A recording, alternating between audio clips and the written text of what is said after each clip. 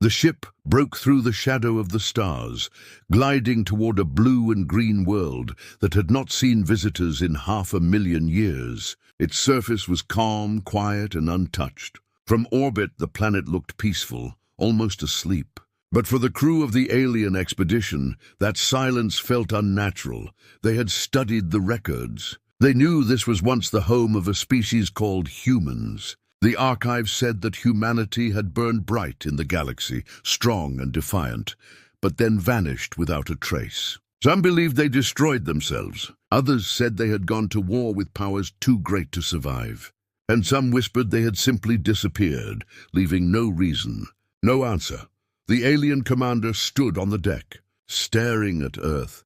His skin shimmered faintly under the glow of the starlight, his eyes fixed on the ruined continents below. He felt the weight of history. His voice was calm, but the crew felt the tension.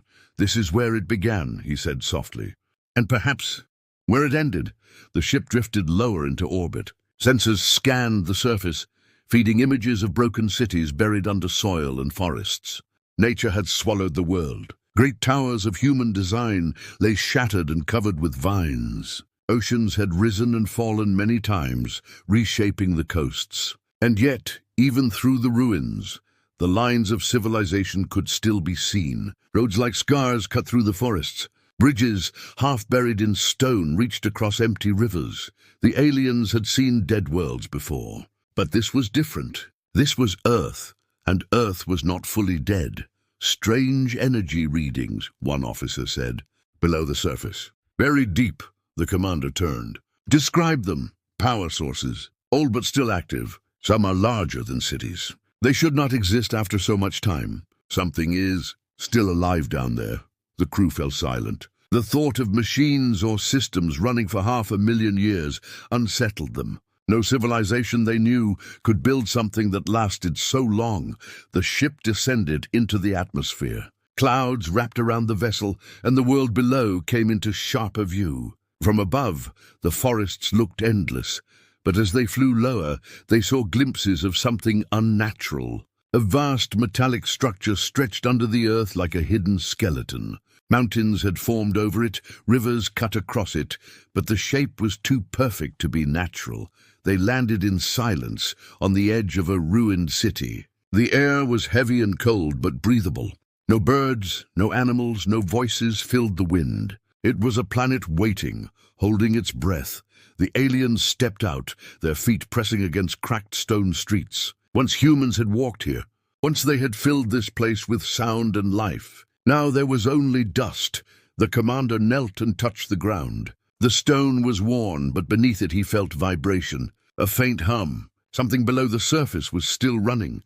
"This is no graveyard," he whispered. "This world hides something." They followed the hum. Through broken buildings and collapsed towers, the sound grew louder, guiding them like a pulse. They reached a vast canyon where the earth had split open long ago. There, under layers of rock, they saw it. Metal, not rusted, not ruined. Still solid, still shining with faint light. It stretched into the darkness, vast and endless.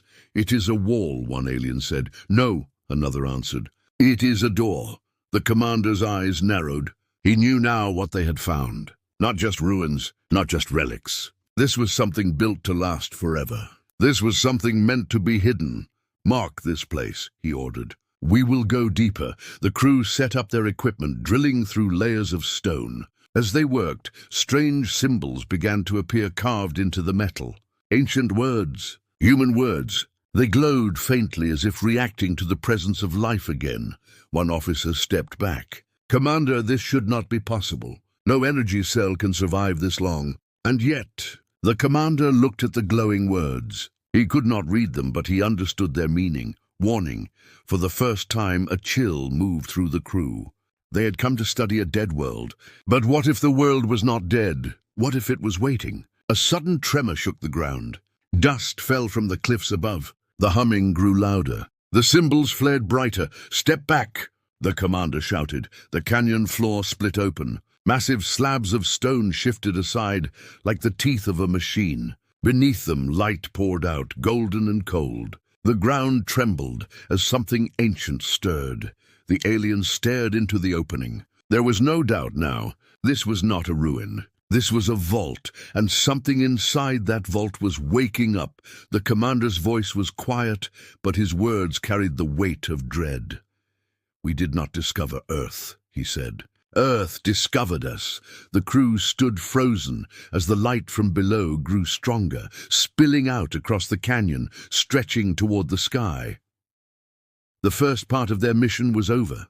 The mystery of humanity was no longer just a question of history. It was something alive, something vast, and something that had waited 500,000 years for this very moment. The world was silent no longer. The light from the canyon poured upward like a beacon. The alien crew shielded their eyes as the vault slowly opened. For a moment, none of them spoke. They had traveled across stars, mapped countless ruins, but nothing compared to this. This was not a relic. This was a heartbeat. The commander gave a single order. "Enter." Their steps echoed as they descended into the vault. The air was still, yet charged with invisible energy. Strange lights flickered across the walls, guiding them downward. The metal was not corroded, not broken. It looked new, as if humans had left only yesterday. 500,000 years, one officer whispered. "And this place still lives." The path opened into a massive chamber. The crew froze. Before them stretched a hangar so large it seemed endless. Rows upon rows of colossal machines rested in silence. Ships, war machines, giants of steel, lined up like an army frozen in time. Their surfaces gleamed faintly, covered with symbols of the old human empire. Some were as small as fighters, sleek and sharp. Others were massive carriers, their bodies stretching into the darkness above. But at the center stood a single vessel that dwarfed them all. Its hull was black and smooth, its outline sharp, menacing. Even without movement, even without sound, it radiated power. One alien scientist whispered what all of them were thinking. "This is not a grave. This is a sleeping fleet." The commander's eyes hardened. Humanity prepared for something greater than war. This is no accident. They moved closer to the machines. Each one bore scars of age, but was still whole, untouched by rust or decay. Strange panels pulsed faintly, responding to their presence. It was as if the machines sensed life again, after an endless sleep. One officer reached out, placing his hand against the hull of a smaller ship. The moment his fingers touched the surface, the metal vibrated. Lights rippled across its body like veins, waking with blood. The ship groaned, a deep sound that shook the chamber. The crew stumbled back. "What did you do?" Another shouted. Nothing. I only touched it." The commander barked, "Silence!" They watched as the war machine's systems hummed to life. A low glow spread through the hangar. Other ships began to stir one by one, their long sleep broken. A voice suddenly filled the chamber. It was not alien. It was human. To those who dare disturb this fleet, know this: we are humanity. We do not die. We do not forgive. We do not forget. The words echoed like thunder. They were not spoken by a living throat, but by a machine voice, recorded across eons. It was clear, sharp, almost alive. The aliens felt cold fear. The commander tried to steady his voice. "It is a warning, left for intruders." But the scientist shook his head. "No, it is not just a warning. It is a promise." Lights burst across the chamber as thousands of ships came alive. Engines hummed. Weapons glowed. The air shook with power. The sound was like a storm of giants waking. "Commander," an officer said, panic in his tone, "if these machines still function, then humanity left behind a fleet greater than any in the galaxy."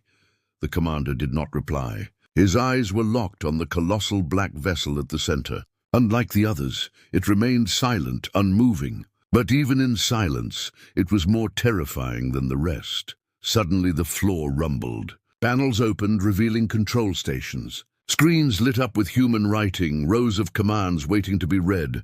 One alien hesitated, then stepped closer. "Should we try to translate?" Before the commander could answer, the screen changed on its own. Symbols rearranged, letters shifted, and then, in their own alien language, the words appeared, "Do you serve humanity?" The question froze them. The commander's throat tightened. He realized the machines were not asking. They were testing. "Answer it," one officer whispered. The commander's voice was grim. "And we are the ones who woke them." The fleet formed above Earth, massive shadows against the stars. Their lights pulsed in perfect rhythm, like soldiers obeying commands. And then the final message came, carried across every ship, every echo, every breath of the planet. The war is not over. Humanity will rise again. The crew stood frozen as the ancient fleet prepared for something they could not understand. Were they guardians? Were they executioners? The aliens did not know, but they knew one truth. They had touched a wound that had never healed, and now the galaxy would feel it open. The fleet hung above Earth like a crown of fire. Engines burned, weapons glowed, and the sky itself seemed to bow beneath their presence. The alien crew stood on the broken canyon floor, their ship trembling as it registered the power surrounding the planet.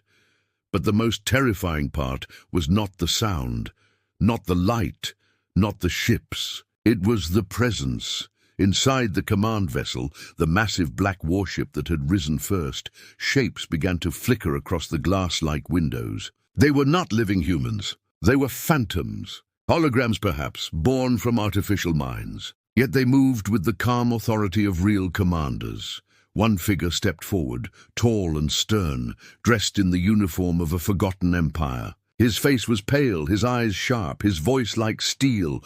"You stand on Earth. Identify yourselves." The aliens froze. The voice was human, yet it was too clear, too alive, as if it were more than just a recording. It studied them. It reacted to them. The alien commander straightened, forcing his fear down. "We are explorers," he said, his words carried through their translator. "We came to learn, not to destroy." The human phantom tilted his head, his expression unreadable. "Explorers? No, intruders. The galaxy intruded before. That is why we built the fleet," the scientist whispered. "They believe they are still at war." Another hologram appeared beside the first, a woman with fierce eyes. She looked directly at the aliens, and for a moment the crew felt as if she saw through them, down to their bones. "Tell us," she said. "What empire do you serve? Who commands your fleets? Are they our enemies still?" The aliens exchanged fearful glances. 500,000 years had passed. The empires these humans had once fought were dust. Yet here, in this moment, the war was alive again. The commander spoke carefully. "The enemies you fought are gone. The galaxy is changed." The woman's hologram did not soften. "Changed does not mean safe. Changed does not mean forgiven." Behind her, the fleet shifted, as if her words carried weight even to the machines themselves. The alien's ship beeped sharply, its sensors screaming warnings. Dozens of human warships had locked their targeting systems onto them. At any second, they could be erased. The crew stood paralyzed. Every instinct told them to run, but there was nowhere to go. Earth was no longer a dead world. It was a fortress, and they were prisoners within its reach. Then something strange happened. The human holograms began to walk among them, not physically, but as if projected into the canyon itself. Figures of soldiers, generals, civilians. Their faces were many, their voices overlapping. Some shouted commands, others whispered prayers. Some looked broken, others burned with rage. The scientist trembled. "They are memories, copies of minds." The fleet carries their echoes, the canyon filled with voices, rising like a storm. The aliens could not understand all the words, but the tone was clear: vengeance, sorrow, warning. And then the first commander figure raised his hand, and the noise fell silent. His eyes locked on the alien commander. "The galaxy abandoned us. But we are not gone. Humanity never surrenders. Humanity never dies." The black warship's engines roared louder, shaking the ground. The other ships followed, climbing higher into the atmosphere. The entire planet seemed to vibrate with their ascent. One officer clutched his chest. "Commander, if they launch, they will spread across the stars. Who knows what they will do?" The alien commander's voice was grim. "They will do what they were built to do: fight." The fleet broke through the clouds, casting shadows across the oceans and continents below. From orbit, the world no longer looked empty. It looked armed, and still the human phantoms lingered. They appeared inside the aliens' own ship, projected across their systems without permission. Ghostly faces flickered across screens. Human voices filled the speakers. "If you are not enemies," the voice said, "then prove it, serve, or stand aside." The crew stared at one another in horror. The fleet was demanding allegiance. The scientist whispered, "They are trying to rebuild an empire, even without humans. The machines will spread their war." The commander clenched his fists. "No, they are more than machines. They are human will carried through time. We cannot stop them. We can only watch." Above them, the warships aligned in perfect formation. Beams of light stretched between them, linking into vast networks of energy. The planet's core itself seemed to respond, glowing faintly as if wired into the fleet. The aliens realized the truth. Humanity had not just left ships. They had left an entire system. Planet and fleet joined as one weapon. The human phantom gave the final word. "This is our return." And then, in a flash, the fleet was gone. Faster than the aliens could track, the war machines vanished into the stars, leaving Earth silent once more. But it was no longer the silence of death. It was the silence of a blade, drawn and waiting to strike. The alien crew stood in the ruins, shaken, terrified. The scientist whispered what all of them felt. "We did not find history. We found the future." And the commander, staring into the empty sky, answered quietly, "No, we found humanity."